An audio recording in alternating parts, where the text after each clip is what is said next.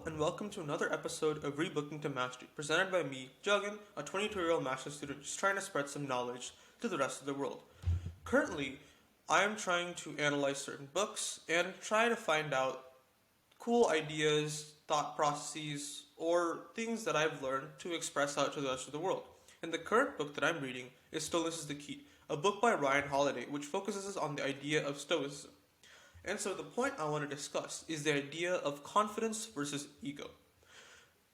So we live in a society with an epidemic almost of low self-esteem.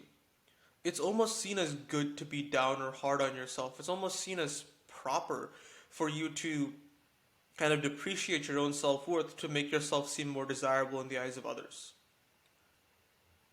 And the issue that rises up is that these kind of thoughts and ideologies are internalized, and people have a lot of insecurities that manifest as a result. And in an attempt to hide said insecurities, people form a sense of ego, a sense of pride rather, a sense of conceit.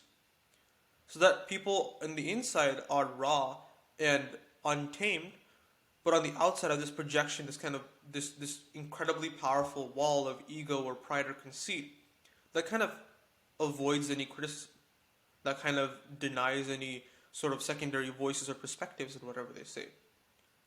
And so there's no one less at peace, really, than someone who is an egomaniac, someone who has so much grandiosity thoughts in their own head, someone who kind of just confirmation biases, kind of like says the same things to their head over and over again to just like speak into a box of their own self. And the toxic twin that focuses on the insecurities I talked about is imposter syndrome. It's the idea that behind this massive wall of ego you have this sniveling, like almost in a sense coward. Like not coward, but like someone who is just so scared of realizing their self-worth. Someone who feels like they don't fit in a situation. Someone who always thinks what other people are thinking of them. It's important to choose the middle ground between the two. One of high self-worth. One that believes in yourself and what you know and your skills. And one who is open to criticism and change. Because you may not necessarily choose your situations, or the place you're being put in, or what happens to you, but you can't really let that affect your sense of self. You can't really let that affect who you are on the inside. And someone with true confidence, someone who doesn't use ego and substitute that for confidence, they're really not going to lose their hope or their cool as much in situations where they feel stressed out or situations that challenge them. They will become a little more stressed out. They will potentially maybe snap a few minutes earlier than they usually would have in the present state, but that doesn't mean they're going to be an all or nothing, jump at everyone's throats kind of ego-based persona. Remember that true confidence needs neither congratulations or glory to revel. It's not that they don't appreciate it, but it's that they believe in their own abilities, in their own sense of self. So much so that they don't require that sense of congratulations to feel the sense of happiness that is already inside of them. Confidence is an honest understanding of our weaknesses more than anything. Someone with ego can recognize their strengths quite easily, but someone with true confidence can recognize their weaknesses and find their greater glory inside, the inner peace and the clear mind they achieve from knowing all this and continually working to fix it.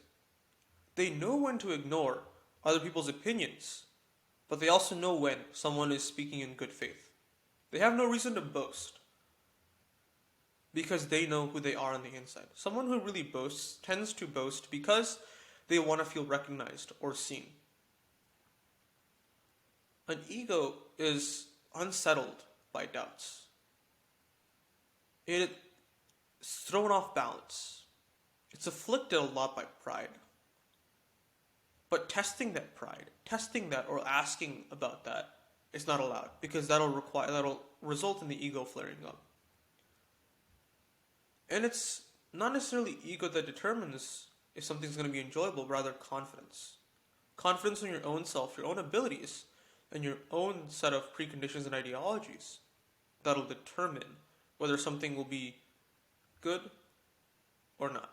And obviously, yes, it's perfectly normal for us to have doubts. Confidence is not on a claim that you will walk across a field of flames and not be hit by like any sort of heat or whatsoever, but it's rather that we will have doubts. We will waver in what we want to do or what we want to do in our life.